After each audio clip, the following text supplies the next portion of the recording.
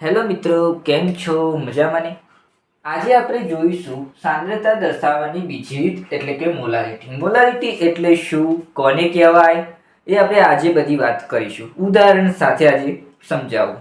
તો ચાલો વિડીયો તરફ. મોલારિટી એટલે શું પહેલા તો એ જોઈશું કે મોલારિટી કોને કહેવાય. તો ધારો કે એક બીકર આપેલું હોય,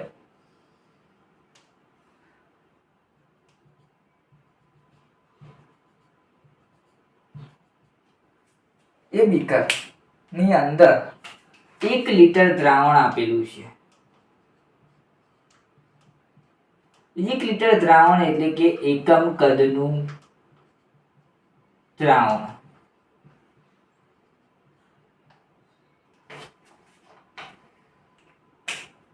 પણ એક લિટર દ્રાવણ નિયત તાપમાને આપેલું હશે.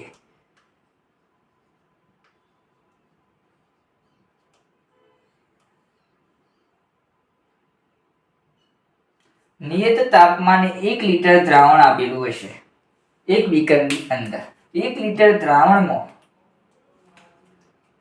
1 ગ્રામ આણ્વીય દર આપેલો હશે. 1 ગ્રામ આણ્વીય દર ના કહેવું હોય તો 1 મોલ પણ કહી શકાય. 1 ગ્રામ આણ્વીય દર જેટલો દ્રાવ્ય પદાર્થ બીકરના અંદર 1 લિટર દ્રાવણમાં આપણે ઓગાળીશું, કાં તો 1 મોલ જેટલો દ્રાવ્ય પદાર્થ આપણે એક બીકરની અંદર 1 લિટર દ્રાવણ આપેલું છે તેની અંદર આપણે ઓગાળીશું. તાપમાને 1 લિટર દ્રાવણમાં 1 ગ્રામ આણ્વીય દર જેટલો દ્રાવ્ય પદાર્થ ઓગાળીશું તો આપણને મળશે શું તે જોઈએ. તો 1 મોલર દ્રાવણ, 1 મોલર દ્રાવણ બનશે કે જો નિયત તાપમાને 1 લિટર દ્રાવણમાં 1 ગ્રામ આણ્વીય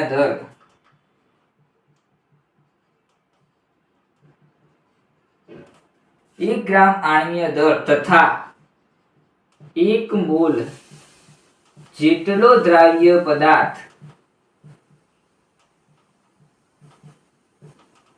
ઓગાળવો, એટલે કે 1 ગ્રામ આણ્વીય દળનું વજન ઓગાળવું થાય.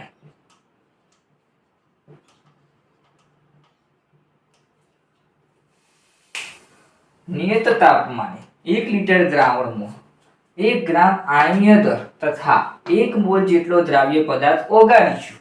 એનો મતલબ શું થાય કે 1 ગ્રામ આણ્વીય દર, 1 ગ્રામ આપણો પદાર્થ નહીં ઓગાળવાનો, પાછો 1 ગ્રામ આણ્વીય દર આપેલું છે પણ 1 ગ્રામ આણ્વીય દર 1 ગ્રામ પદાર્થ આપણે ઓગાળવાનો નથી.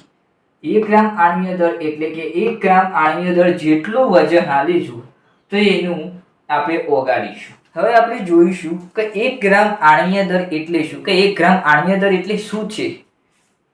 તો સૌપ્રથમ આપણે એક સેમ્પલ એમને જ એક બીકર લઈ લઈએ. અંદર આપણે જાણીએ છીએ 1 લિટર દ્રાવણ આપેલું છે. 1 લિટર દ્રાવણ આપેલું છે અને આટલે 1 ગ્રામ આણ્વીય દળ આપેલો છે દ્રાવ્ય થવા માટે. 1 લિટર દ્રાવણ આપેલું છે અને નિયત તાપમાને આપેલું છે. એક્ઝામ્પલ તરીકે મેં લઈ લીધું અને આપણો મળે છે 1 મોલર દ્રાવણ. નિયત તાપમાને 1 લિટર દ્રાવણમાં 1 ગ્રામ આણ્વીય દર જેટલો દ્રાવ્ય પદાર્થ નાખીશું તો 1 મોલર દ્રાવણ આપણને મળશે.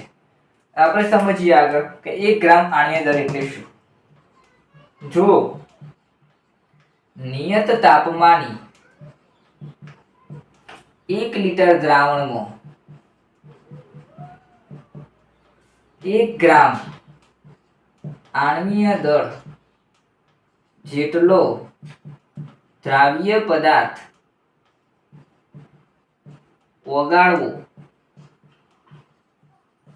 એટલે કે 40 ગ્રામ NaOH ઓગાળવું, તો 1 ગ્રામ આણ્વીય દર એટલે આપણે ધારો કે સમજી લેવાનું કે 40 ગ્રામ NaOH, ધારો કે 1 ગ્રામ આવી રીતે આણ્વીય દર આલેલું છે, તો આપણે સમજવાનું કે 40 ગ્રામ NaOH આપેલો છે. આપણે સમજી લેવાનું કે 1 ગ્રામ આણ્વીય દર બરાબર 40 ગ્રામ NaOH. તો 2 ગ્રામ આપણો આણ્વીય દર આપ્યો હોય તો 80 ગ્રામ NaOH થશે, એનું બમણું થઈ જશે. 3 ગ્રામ આણ્વીય દર આપેલો છે તો 4 તરી 12 એટલે કે 120 ગ્રામ NaOH થશે. 1 લીટર દ્રાવણ રચ્યો, 1 લીટર દ્રાવણમાં જ બધું થશે.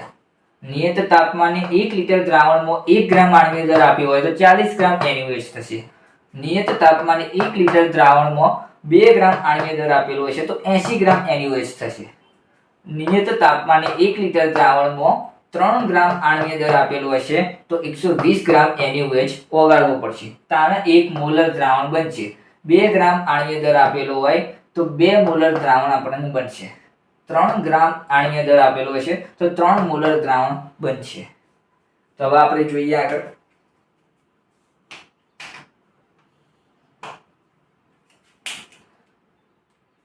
જો 40 ગ્રામ NaOH ઓગાળીશું તેથી આપણને 1 મોલર દ્રાવણ બની કાં તો બનશે.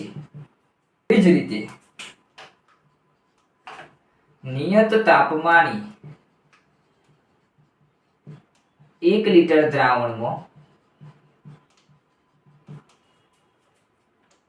2 ગ્રામ આણ્વીય દળ જેટલો દ્રાવ્ય પદાર્થ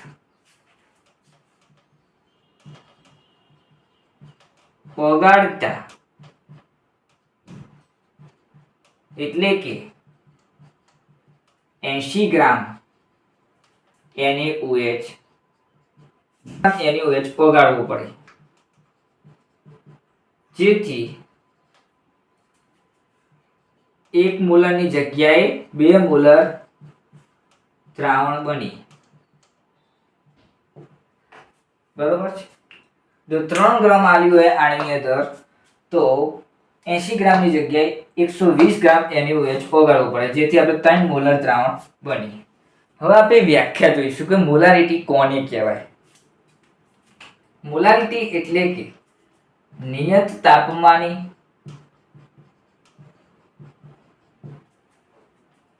1 લીટર દ્રાવણમાં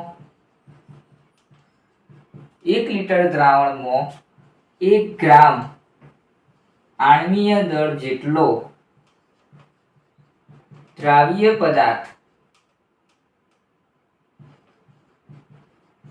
ઓગાળવાથી બનતા દ્રાવ્યની મોલારિટી કાં તો 1 મોલર દ્રાવણ કહેવાય.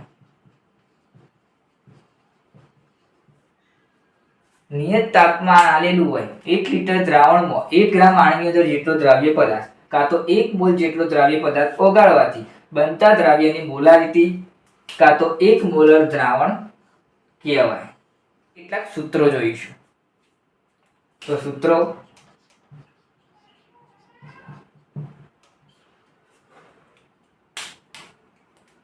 તો કેપિટલ M આવશે, મોલારિટીની સંજ્ઞા કેપિટલ M છે.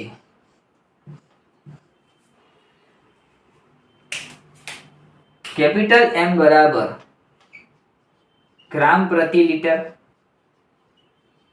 ભાગ્યા આણ્વીય દળ. હવે પ્રશ્ન થતો હશે કે ગ્રામ પ્રતિ લીટર એટલે શું? કે ગ્રામ પ્રતિ લીટર એટલે કે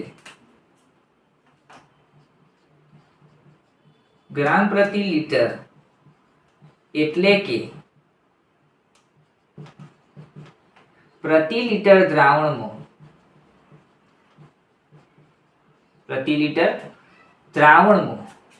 કેટલો ગ્રામ એટલે કે કેટલા ગ્રામ દ્રાવ્ય પદાર્થ ઓગાળવો થાય.